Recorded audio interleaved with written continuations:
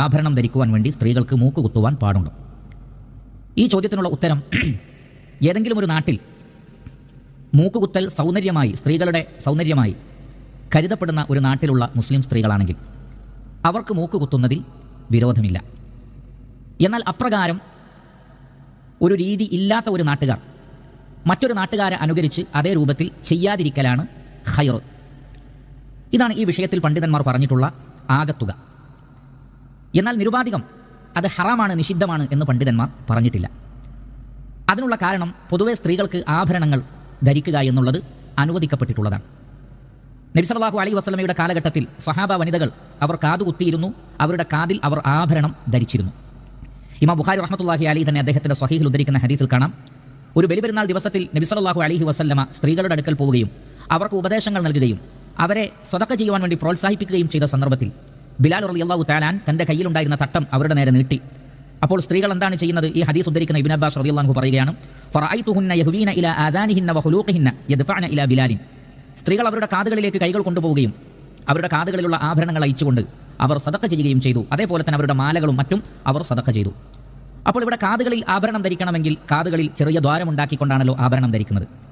അപ്പോൾ അതേപോലെ അതിനോട് ഖിയാസാക്കിക്കൊണ്ട് ഏതെങ്കിലും ഒരു നാട്ടിൽ മൂക്കുകുത്തൽ ഒരു ഭംഗിയായി, പെൺകുട്ടികളുടെ ഒരു ഭംഗിയായി കരുതപ്പെടുന്നുണ്ടെങ്കിൽ കാതുകുത്തുന്നത് പോലെ തന്നെ മൂക്കുകുത്താനും അനുവദനീയമാണ് എന്ന് ഈ ഹദീസിനോട് ഖിയാസാക്കിക്കൊണ്ട് പല പണ്ഡിതന്മാരും പറഞ്ഞിട്ടുണ്ട്. അതുകൊണ്ടാണ് ഈ ഒരു വിഷയത്തിൽ സ്ത്രീകൾക്ക് മൂക്കുകുത്തൽ അനുവദനീയമാണോ എന്ന വിഷയത്തിൽ സൗദി അറേബ്യയിലെ ഗ്രാൻഡ് മുഫ്തിയായിരുന്ന ഷെയ്ഖ് ഇബ്നു ബാസ് റഹ്മത്തുള്ളാഹി അലൈഹി അദ്ദേഹത്തോട് ഈ വിഷയം ചോദിക്കപ്പെട്ടപ്പോൾ അദ്ദേഹം പറഞ്ഞത്, ലാ നഅലമു ഫീഹി ബഅസൻ, അതിൽ നാം ഒരു കുഴപ്പം കാണുന്നില്ല. ബൽ ഹാദാ മിനൽ ഹുലിയ്യി അല്ലതി യസ്തഅമിലുഹൻ നിസാ, സ്ത്രീകൾ ഉപയോഗിക്കുന്ന ഒരു ആഭരണം ധരിക്കുന്ന രീതിയാണ്.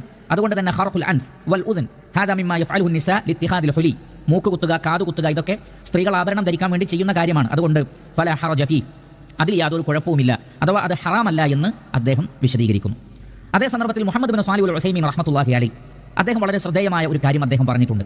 അതാണ് നമ്മുടെ സംസാരത്തിൻ്റെ തുടക്കത്തിൽ നാം ഒരു സൂക്ഷ്മത എന്നുള്ള നിലക്ക് പറഞ്ഞിട്ടുള്ളത്. അദ്ദേഹം പറയുന്നത്, അമ്മാ സഖ്ബുൽ അൻഫ്, മൂക്ക് കുത്തുക, എന്തായിരുന്നാലും മൂക്കിനൊരു ദ്വാരമുണ്ടാക്കണമല്ലോ.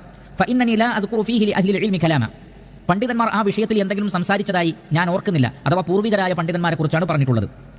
വലാകിന്നഹു ഫീഹി മുസ്ലത്തുൻ വതശ്വീഹുൻ ലിൽ ഖിൽഖത്തി ഫീമാ നറ, എൻ്റെ ഒരു അഭിപ്രായത്തിൽ അല്ലാഹു സുബ്ഹാനഹു വതആല സൃഷ്ടിച്ചിട്ടുള്ള ആ സൃഷ്ടി പ്രകൃതിയിൽ ഏതെങ്കിലും നിലക്കുള്ള ചെറിയൊരു മുറിവുണ്ടാക്കുക എന്ന് പറയുമ്പോൾ, പ്രത്യേകിച്ചും പൊതുവേ എല്ലാ നാടുകളിലും സ്വീകരിക്കപ്പെടാത്ത ഒരു ആഭരണ രീതി, കാതുകുത്തുക എന്നത് എല്ലാ നാട്ടിലും സ്വീകരിക്കപ്പെട്ട ഒരു രീതിയാണ്. എന്നാൽ മൂക്കുകുത്തൽ ചില പ്രത്യേക നാട്ടിലേ ഉള്ളൂ. അതുകൊണ്ട് തന്നെ അല്ലാഹു സുബ്ഹാനഹു വതആല നമുക്ക് നൽകിയ പ്രകൃതത്തിൽ ചെറിയൊരു മാറ്റം വരുത്തൽ അതിലുണ്ട്. അതുകൊണ്ട് വലഅല്ല ഗൈറനാ ലാ യറാ ദാലിക്, എന്നാൽ മറ്റു പണ്ഡിതന്മാർ അതിന് കുഴപ്പമില്ല എന്ന് മനസ്സിലാക്കുന്നവരുമുണ്ട്. അദ്ദേഹത്തിൻ്റെ ഒരു അഭിപ്രായം അവിടെ സൂചിപ്പിച്ചു. എന്നിട്ട് അദ്ദേഹം പറഞ്ഞു, ഫഇദാ കാനത്തിൽ മർഅതു ഫീ ബലദിൻ യുഅദ്ദു തഹ്ലിയത്തൽ അൻഫി ഫീഹാ സീനതൻ വതജമ്മുലൻ ഫലാ ബഅസ ബിസഖബിൽ അൻഫി ലിതഅലീഖിൽ ഹില്യതി അലൈഹി. അദ്ദേഹം പറയുന്നത്, ഏതെങ്കിലും ഒരു നാട്ടിൽ മൂക്കുകുത്തലും അവിടെ ആഭരണം ധരിക്കലും ഒരു ഭംഗിയായി കരുതുന്ന നാട്ടിലാണെങ്കിൽ അവിടെയുള്ള പെൺകുട്ടികൾക്ക്, മുസ്ലിം പെൺകുട്ടികൾക്ക്, സ്ത്രീകൾക്ക് മൂക്കുകുത്തുന്നതിന് വിരോധമില്ല.